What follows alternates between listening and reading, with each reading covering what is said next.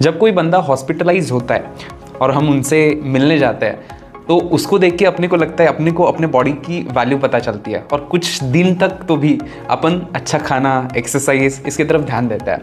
तो उसको देख के, उसके सिचुएशन को देख के जिस तरह का रिस्पॉन्स हमारा रहता है उसी तरह का रिस्पॉन्स बजट जो हमारा 1 फरवरी को आया, इंटरनेशनल मार्केट को या इंटरनेशनल सिचुएशंस को देख के इंडियन गवर्नमेंट ने अपना बजट प्रेजेंट किया।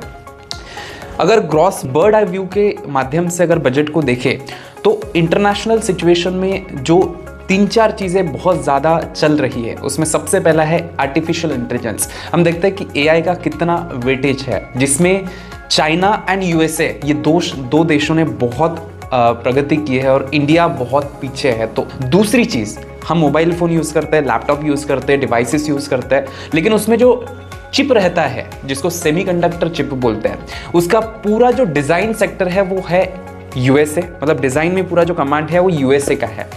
और जो मैन्युफैक्चरिंग होती है, डिज़ाइन के बाद जो मैन्युफैक्चरिंग होती है वो छोटे छोटे देश जैसे ताइवान जो है, ताइवान जो महाराष्ट्र अपना जो है इंडिया का महाराष्ट्र से भी छोटा देश ताइवान, उसने उसमें इतना कमांड करके रखा है। जापान है, चाइना है, ये छोटे छोटे देशों ने बहुत उसमें अच्छा काम किया, लेकिन इंडिया में उतना हम बहुत उसमें पीछे है। डिज़ाइन में भी हम पीछे हैं और मैन्युफैक्चरिंग भी सेमीकंडक्टर की जो है उसमें हम पीछे हैं। थर्ड चीज़, अब सेमीकंडक्टर जो होते हैं, चिप जो होते हैं, जो मोबाइल फ़ोन में हम यूज़ करते हैं, उसके लिए रॉ मटेरियल चाहिए होता है। रॉ मटेरियल जो है 90% जो रॉ मटेरियल है जिसे रेयर अर्थ बोला जाता है वो चाइना के पास है। अब चाइना एक ऐसा देश है जो डेफिनेटली अगर उसको पता चलेगा कि इंडिया ऐसा कुछ करने वाला है, खुद का डिज़ाइन करके खुद का मैन्युफैक्चरिंग शुरू करने वाला है, तो लगता है क्या कि वो अपना रॉ मटेरियल अपने को देगा, या फिर वो तो डेफिनेटली हाई प्राइस पे देगा।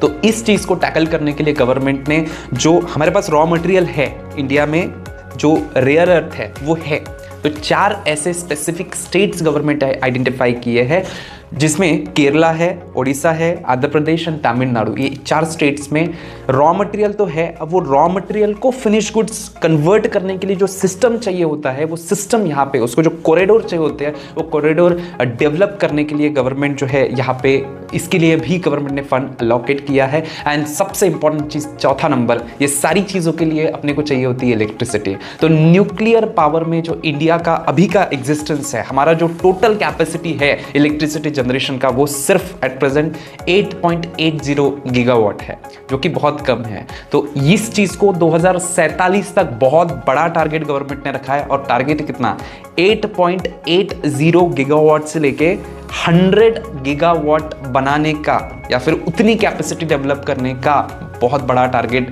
गवर्नमेंट ने रखा है। और उसके लिए उतना बड़ा जो है क्वांटम ऑफ फंड गवर्नमेंट करेगी। सेमीकंडक्टर के लिए 40,000 करोड़ जो है अलॉकेट किए हैं। तो ये जो मेन 4 एरियाज है जो इंटरनेशनली इंडिया को बहुत उसमें काम करने की ज़रूरत है, उस पर इस बजट में बहुत ज़्यादा फोकस किया गया है।